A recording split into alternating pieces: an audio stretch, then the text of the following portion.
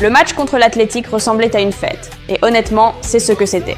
Du premier au dernier instant, l'équipe est revenue au Spotify Camp Nou rénové et a joué comme si le stade leur donnait une énergie supplémentaire.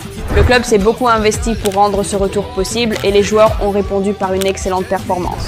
Aujourd'hui, voyons comment le Barça de Hansi Flick a contrôlé ce match, ce qui a changé et pourquoi ces changements pourraient déjà inquiéter les adversaires. Salut Cullers! Avant de continuer, une petite demande, les mentions « j'aime » aident la croissance de cette chaîne.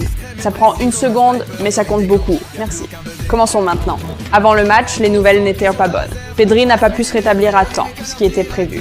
Mais la maladie soudaine de Marcus Rashford est arrivée de nulle part. L'équipe est donc entrée dans le match sans certains de ses joueurs clés. Pedri, Rashford, Gavi, Ter Stegen et Frenkie de Jong, qui étaient suspendus après le carton rouge reçu à Vigo. C'était une crise personnelle et Flick l'a bien gérée. Alors que tout le monde se demandait qui il allait placer en défense centrale et au milieu de terrain, il avait déjà la solution prête. Lorsque la composition de l'équipe est sortie, il était surprenant de voir Gérard Martin et Alejandro Balde titulaires ensemble. Ce qui signifiait que l'expérience estivale pour transformer Martin en défenseur central gauche se réalisait enfin. Son partenaire en défense centrale était Pau Cuberti. Eric Garcia a joué comme pivot, ce qui était prévisible puisque Bernal n'est pas encore prêt à 100% et que Casadei n'est revenu que la veille du match. Eric était épaulé au milieu par Dani Olmo et Ferman Lopez. Olmo a tenté de jouer le rôle de Pedri, tandis que le rôle de Fermin a été une grande surprise.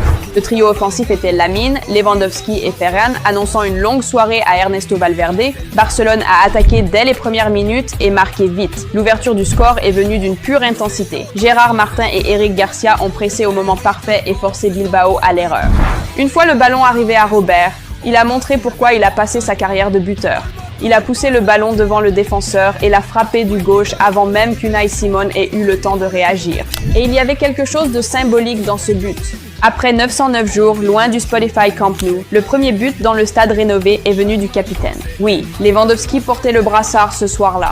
Autre chose à souligner, 8 joueurs de Barcelone étaient dans le dernier tiers adverse et toute la contre-attaque n'a pris que quelques secondes. C'est l'exemple le plus clair de ce qu'une ligne défensive haute peut apporter bien exécutée. 4 secondes se sont écoulées entre la récupération du ballon et la fin de l'action.